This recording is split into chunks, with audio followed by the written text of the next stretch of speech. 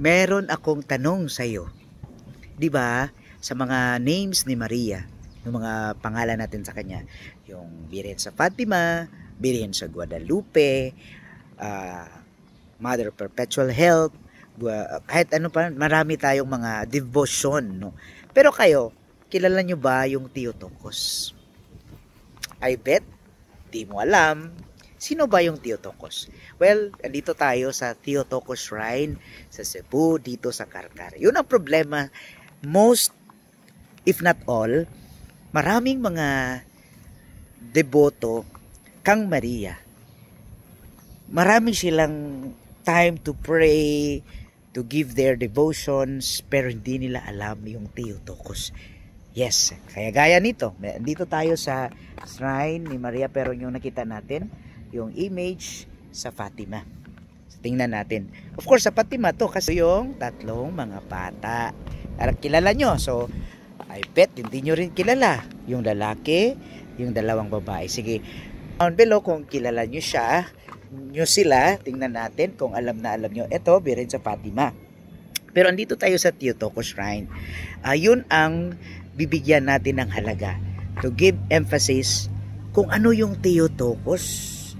Di ninyo alam, I bet. So, di ko sasabi sa inyo, but yun ang bibigyan natin ng halaga. So, I will give a series of talk or podcast about Theotokos and its devotion.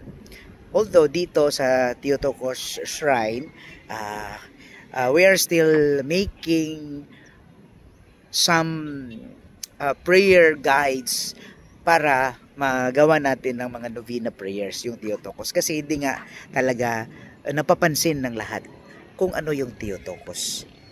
Please comment down below kung ano yung Theotokos para alam natin, no? Para I need participation kung alam na alam. Kasi yung Theotokos, highest doctrine natin yan about Mary. Kasi dogma yan eh. The Mary as the Mother of God. So tingnan natin dito sa shrine natin, no? Ang ganda ng ayan. Makikita nyo. Yan, ang ganda talaga dito sa Theotokos. And maganda yung although merong mga pangyayari, bagyo at saka mga lindol na dami pa rin mga aftershock natin, pero we are so blessed and thankful na hindi naman tayo apektado dito sa shrine. Andyan at yung inahan natin, yung Mama Mary natin, palaging nakabantay sa atin. So ikaw, nakapunta na ka na ba dito? Pasensya sa Tagalog natin, medyo nahihirapan ako sa kalisod eh. Pero try natin na magtatagalog para mas wide yung audience natin.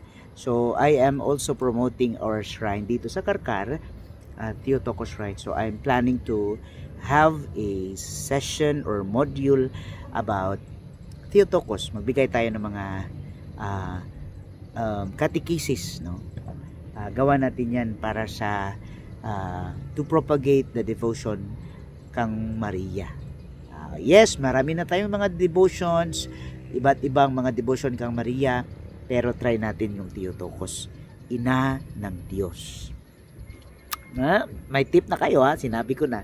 Pero tingnan natin mga bahay at mga kaisumbingay sa inyong lahat. Tingnan natin. Pero ang ganda talaga ng lugar natin dito, no? Sarap ng simoy ng hangin, ang ganda ng lugar, ng peaceful, maraming mga tanim. Pero kailangan natin ng improvement dito. Yun na nga eh. Kasi maraming mga deboto, maraming mga pilgrims nagpupunta dito. Malapit na to sa Simala Shrine, dito sa Karkar to.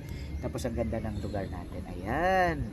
So mga bay, please stay tuned para sa ating mga ongoing na catechesis about Theotokos and about Mary. Yun ang gagawin natin. So maraming salamat sa inyo. God bless as always.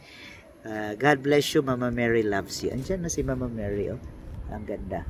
So pasensya sa mga tanim natin, parang mainit tapos maulan kasi may problema din yung weather natin dito. So we are still improving sa lugar natin. God bless.